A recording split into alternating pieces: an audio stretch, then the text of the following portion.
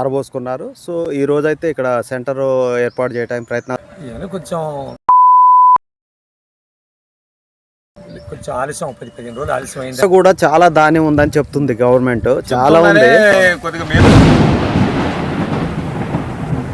దర్శనం బయటకు అమ్మడం జరిగింది. ఫస్ట్ 1400 రూపాయలు స్టార్టింగ్ అయితే కొన్నారు. ఇప్పుడు ఈ వర్షాలు తెరవలేదని తెలిసి 800 వచ్చిందండి.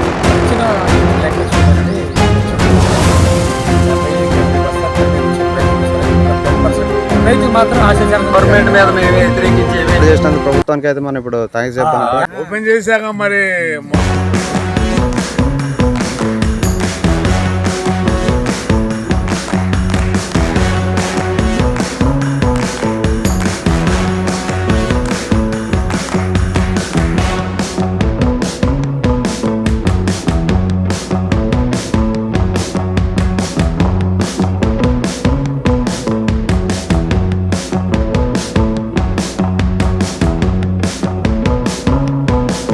వస్తే మనం ప్రస్తుతం ఖమ్మం జిల్లా కల్లూరు మున్సిపాలిటీ పరిధిలో ఉన్నాం. ఇక్కడ రైతులు ధాన్యం ఆరబోసుకున్నారు. సో ఈ రోజైతే ఇక్కడ సెంటర్ ఏర్పాటు చేయడానికి ప్రయత్నాలు జరుగుతున్నాయి, ఓపెన్ చేయడానికి. సో రైతులు మనకు 2-3 రోజుల నుండి కూడా చెప్తున్నారు, ఇదే రైతులు. సో ఒకసారి అసలు మాట్లాడదాం వీళ్ళతో. నమస్తే అండి, చెప్పండి అసలు అంటే వరికోతలు ఎప్పుడో స్టార్ట్ అయినట్టు ఉన్నాయి కదా?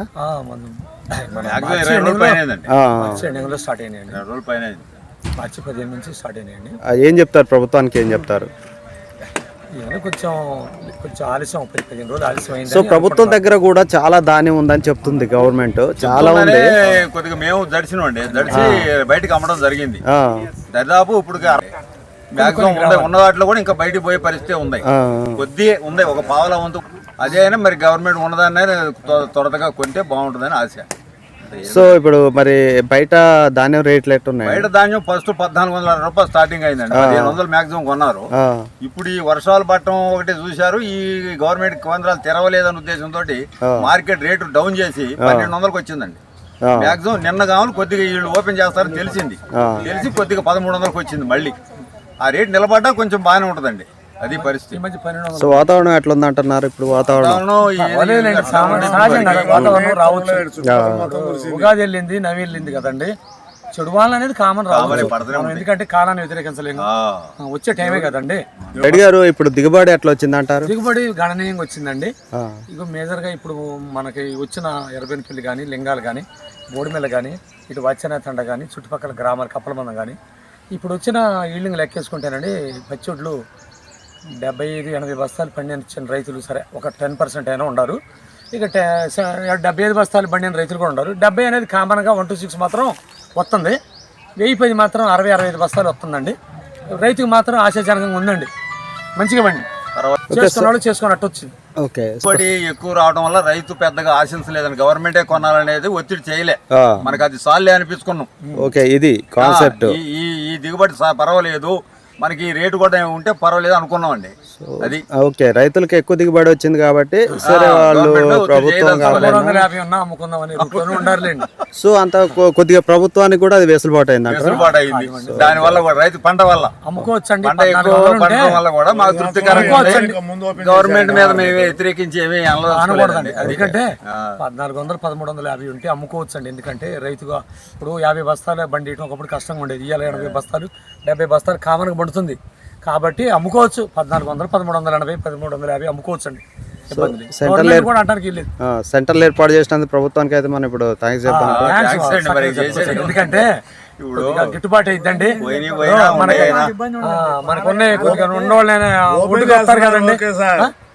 ఓపెన్ చేస్తున్నానండి.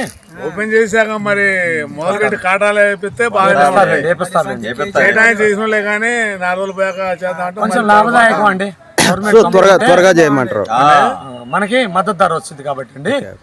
మీరు 40-50 బస్తాలు మంచి రేటు కొంటున్నారు, తీశారు కేంద్రాలు స్టార్ట్ చేస్తే బాగుంటది. అయితే ఇప్పుడు ఏం చెప్తున్నారంటే గవర్నమెంట్ దగ్గర చాలా స్టాక్ ఉందని గవర్నమెంట్ చెప్పింది. సో వీళ్ళు కూడా ప్రభుత్వం మీద కూడా ఏమీ పెద్దగా ఒత్తిడి చేయలేదు.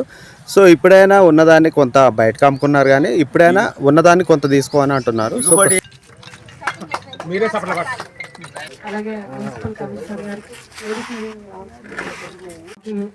యాసంగిలో 90% వరకు మనం దొడ్డు రకాలే మన రైతు సోదరులు పండించడం జరుగుతుంది. ఈ వీటికి గాను మనకి దిగుబడి కూడా ఆశాజనకంగానే రావటం జరిగింది రైతు సోదరులందరూ కూడా. అయితే దీనికి సంబంధించి మన రైతు ఏ గ్రేడ్కి సంబంధించి మనకి మద్దతు ధర 23.89గా గవర్నమెంట్ నిర్ధారించడం జరిగింది. అలాగే బి గ్రేడ్ కామన్ ఏదైతే ఉందో అది 23.69గా నిర్ధారించారు.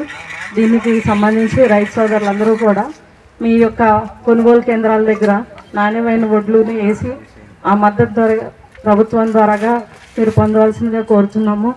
ఈ కూడా ఓపీఎంఎస్ ద్వారాగా మన ఏఈఓస్ అందరూ కూడా మీకు అందుబాటులో ఉంటారు కాబట్టి కౌలు రైతులు కూడా ఓపీఎంఎస్ సైట్ ద్వారాగా మీరు నమోదు చేసుకుంటే వాళ్ళకి కూడా వడ్లకు సంబంధించిన మీ అకౌంట్లోనే నేరుగా పడటం జరుగుతుంది. రైతే రాజు అవ్వాలనే సంకల్పమే మన ఒక ప్రభుత్వాన్ని ఉద్దేశము.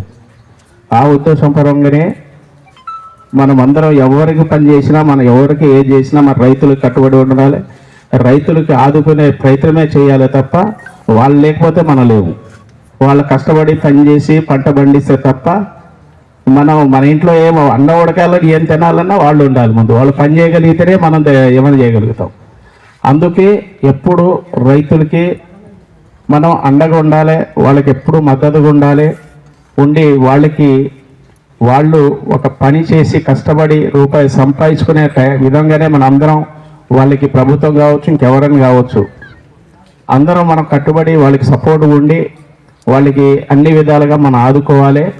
పనులు కూడా మనం కూడా చేసిన వాళ్ళం, మనం కూడా రైతు బిడ్డలమే కాబట్టి ఆ కష్ట నష్టాలు ఏదో మనకు తెలుసు కాబట్టి మరి ఎప్పుడా అని ఎదురు చూస్తున్నట్టుగా ఈరోజు ఓపెన్ చేసుకున్నప్పుడు జనాలందరి మొహాలు అంటే రైతుల సోదరుల్లో ముఖ్యంగా వాళ్ళ ఆనందం. రేపు రాబోయే 2-3 రోజుల్లో వర్షాలు అట్లా అని చెప్తున్నారు కాబట్టి ఎక్కడికక్కడ నేను కూడా చాలాసార్లు ఫోన్ చేశాను డిఎం గారికి. మరి మేడం గారి ఆదేశానుసారం ఈరోజు రేపు మనకి గన్ని బ్యాగులు కూడా వస్తాయి కాబట్టి అన్ని సెంటర్లు త్వరలోనే ఓపెన్ చేయడం ప్రతి ఒక్కటి మరి రైతులకు ఎలాంటి ఇబ్బందులు కలగకుండా మన ఏఎన్సీ ద్వారా అన్నీ తీసుకువెళ్ళి వాళ్ళకి పర్సన్ ఇన్ఛార్జ్ ఎవరైతే ఉన్నారో వాళ్ళందరికీ ఇవ్వడం జరిగింది. రైతు సోదరులందరూ ఈ అవకాశాన్ని ఉపయోగించుకోవాలి. మరి మన ప్రభుత్వం ఇచ్చేటువంటి మద్దతు ధరకి వారు చేసినటువంటి కృషికి ఫలితం అనుకుందాం. అలాగే ఈ 2 సంవత్సరాల నుండి వర్షాల వల్ల మంచి వర్షాలు ఉన్నాయి, పంటలు దిగుబడి కూడా అధికంగా ఉంది. మరి మన ఖమ్మం జిల్లాలోనే కల్లూరు మొదటి స్థానంలో ఉంది. మరి మార్కెట్ యార్డ్కి 5,44,00,000 రూపాయలు వాళ్ళు టార్గెట్ ఇస్తే 6 కోట్లు దాటి 6,20,00,000 వరకు మనకి సెస్ రూపంలోనే వచ్చింది. అంటే ఇంత అధికంగా పంట పండడము సెస్సులు రావడము జరుగుతుంది కాబట్టి